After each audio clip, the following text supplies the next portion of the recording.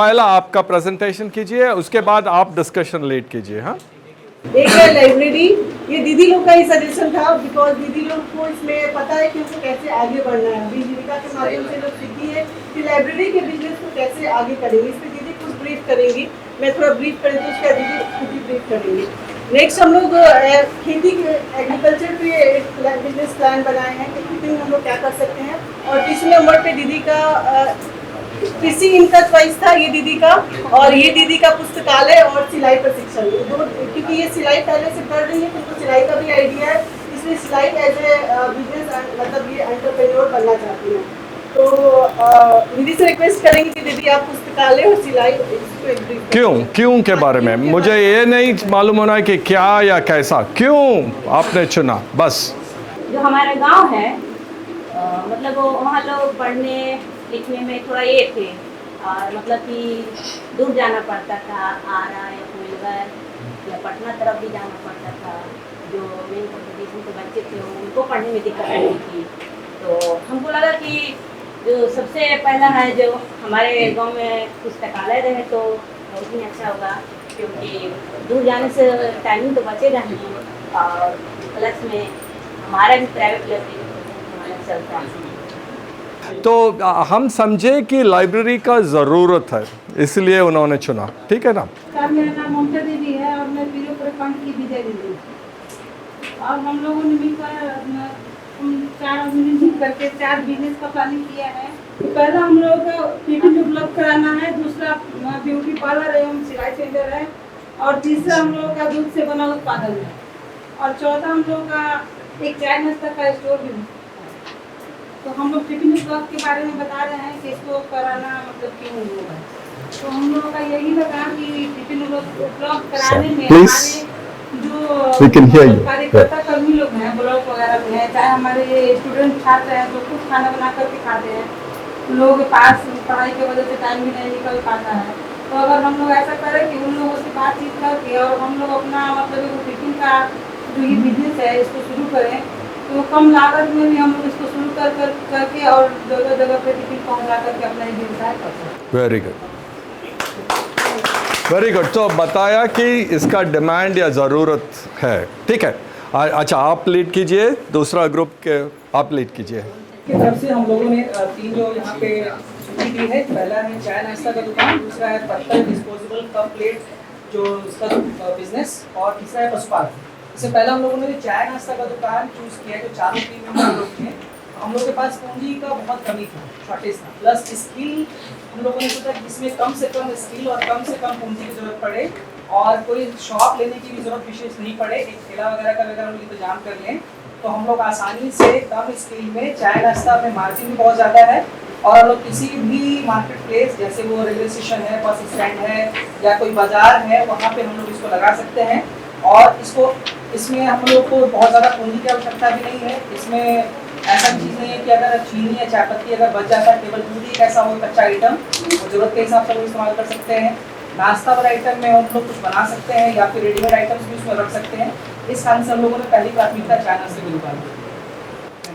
अच्छा, तो इन्होंने एक शब्द बताया, आसानी से कर सकते हैं, ठीक है, मैंने सुना आसानी से, वेरी गुड, ठीक है। Next group please. तो तो व्यापार इसलिए करते हैं कि मतलब बाहर से खरीदना नहीं पड़ता है, और दीदी लोग भी आकर ले जाती है, और ताज़ा सब्जी और मार्केटिंग में भी मतलब ले जाकर हम लोग गोला वाला में दे देते हैं। ठीक है, इससे हम लोग को ज़्यादा मुनाफा होता है, मतलब अच्छा, ऐसे घर परिवार अच्छा से चलता है। तो दीदी लोग को लेवे करती हैं और फिर गोला में भी ले जाकर हम लोग बिक्री करते हैं। अच्छा, इससे हम अच्छा, ठीक है। अब आप दोनों लीड कीजिए डिस्कशन। मैंने सुना कि इसमें कुछ अनुभव है और कुछ मुनाफा भी मिलने का मौका है, ये दोनों मैंने सुना। हाँ, ठीक है। तो अभी तक आप देख रहे हैं ना, ज़रूरत है या आसान हो सकता है, हमें अनुभव है, मुनाफा मिल सकता है, ये सब आप सुन रहे हैं, ये सब कारण है, ठीक है। अब आप दोनों लीड कीजिए डिस्कशन। आप माइक पकड़िए, वहाँ ग्रुप 5 से पूछिए। सभी को नमस्कार। मेरा चलो हमारे मेरे टीम में मैं अनिता कुमारी और 4 मेरे साथी और हैं। इसमें अमित कुमार, सृष्टि भट्टाचार्य और ऋषि हैं। हमने जो बिजनेस का कंसेप्ट होता है कि कोई भी बिजनेस करे तो हमें सबसे पहले तो ग्राहक चाहिए, क्योंकि अगर हमने कुछ भी बिजनेस किया और हमें ग्राहक नहीं मिला तो वो सारा कुछ बेकार हो जाएगा। नहीं, तो इस अच्छा। प्रकार का हमने बिजनेस का चुनाव किया है। चलो, उसके लिए चलो, हमें प्रचुर मात्रा में ग्राहक की उपलब्धता रहेगी और साथ में बहुत ज़्यादा फायदा भी होगा। और सबसे जरूरी चीज़ की कोई भी बिजनेस करे तो वातावरण को भी ध्यान में रखना है कि वो प्रदूषित ना हो।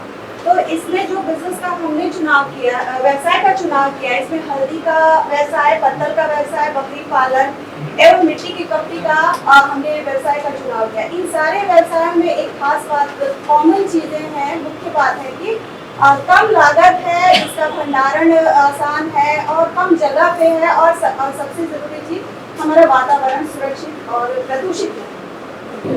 जैसे हम कुमार की हमारे टीम में 3 लोग थे जो 3 तरह के व्यवसाय से आया था। पहला व्यवसाय था किराना की दुकान, दूसरा है दूध व्यवसाय, तीसरा है दवा की दुकान। इसमें किराना की दुकान क्यों करना चाहता है? पहला बात है इससे कम लागत में, तो बहुत ज़्यादा पूंजी की जरूरत नहीं पड़ता है, कम लागत में इसको हम शुरू कर सकते हैं। दूसरा है इसका डिमांड सालों भर है, ऐसा नहीं कि सीजनल डिमांड है। किराना की दुकान हर जगह डिमांड है, सालों भर। तीसरा पॉइंट जो है वो है कि हर जगह इसकी जरूरत है, तो ऐसा नहीं कि पार्टिकुलर किसी एक जगह पर इसका डिमांड है, हर जगह डिमांड है, हर जगह, हर गाँव में। और चौथा है इसमें कम मैन पावर, ज़्यादा इसमें मैन पावर की जरूरत नहीं पड़ता, हम चाहे तो अकेले भी इस काम को हम कर सकते हैं। और सभी, उसके बाद अब पॉइंट है हमारा सभी सीजन, हर सीजन में इसकी डिमांड है। इस कारण से हमने इसको किराना की दुकान को चुना है। Thank you. चलो यहाँ भी बहुत बात था, डिमांड भी था। तो हमने जो 3 बिजनेसेस चूज किए थे उसमें से पहला बिजनेस जो है वो पहला बिजनेस प्राइमरी सेक्टर बेस्ड होगा, जो कि एग्रीकल्चर, कृषि उत्पादित पे संबंधित होगा। तो हमने इसको लार्जली कहा हुआ है कि होममेड स्पाइसेस। तो ये चूज करने का सबसे पहला ये था कि ये प्राइमरी सेक्टर बेस्ड है, क्योंकि हम देख रहे हैं कि हमारी जो लोक संख्या है वो अभी भी प्राइमरी सेक्टर पे, मतलब एग्रीकल्चर पे बहुत डिपेंडेबल है। और रॉ मटेरियल सबसे ज्यादा इंपॉर्टेंट पार्ट होता है किसी भी बिजनेस में, कोई भी बिजनेस शुरू करने के लिए। तो रॉ मटेरियल का इजी एक्सेस होना बहुत जरूरी था। तो ये होममेड स्पाइसेस में वो रॉ मटेरियल का इजी एक्सेस मिल जाएगा। और शुरू करने का सबसे बड़ा रीजन ये था कि ये डेली बेसिस यूजेस है, ये हमेशा लगता है, हर फैमिली के लिए लगता है। अलग अलग तरीके का वैरायटी ऑफ कस्टमर हो सकता है, लेकिन स्पाइसेस होते ही होते हैं। तो उसके बाद लेस इन्वेस्टमेंट, जो सभी लोग कह रहे हैं उसमें भी लेस इन्वेस्टमेंट ही लगेगा। तो दूसरा जो था वो प्राइमरी सेक्टर से हम सीधे सीधे सेकेंडरी पे गए, सर्विस पे, और वो आया कि कोचिंग क्लासेस। क्योंकि हम देख रहे हैं कि अभी एजुकेशन सेक्टर एक ग्रोइंग और कंसिस्टेंट सेक्टर है, जहाँ पे एजुकेशन में कितने भी बिजनेस शुरू करे वो थोड़ा सा ग्रोइंग अप करते हुए देख रहे हैं। और कोचिंग क्लासेस का भी मार्केट अभी बहुत बड़ा हो गया है, ये हम सब लोग जान रहे हैं। तो ये तो एक एजुकेशन सेक्टर रिलेटेड है। तो just one lesson, thank you. और कैपिटल जो लगेगा वो बस मेरा इंटेलिजेंस लगेगा, पहली बात तो, और कुछ ज्यादा नहीं लगेगा। अभी हम लोग अगर ऑफिस भी आ रहे हैं तो ऑफिस के सामने एक गुपचुप का ठेला लगा रहा है, और सुबह में हम लोग देखते हैं कि वो पूरा ठेला भरा हुआ है, और शाम में हम लोग जाते हैं तो देखते हैं वो पूरा खाली है। वो मतलब इतना प्रॉफिट कमा रहे जितना हम लोग 9 to 5 का जो जॉब कर रहे हैं उसमें भी नहीं है। और इसमें सबसे कम लागत लगती है और लोकल लेवल पे कर सकते हैं, सेटअप भी इसका आसानी से हो सकता है। तो ठीक है, तो वही तो आपका मुख्य कारण है ना। Very good, thank you.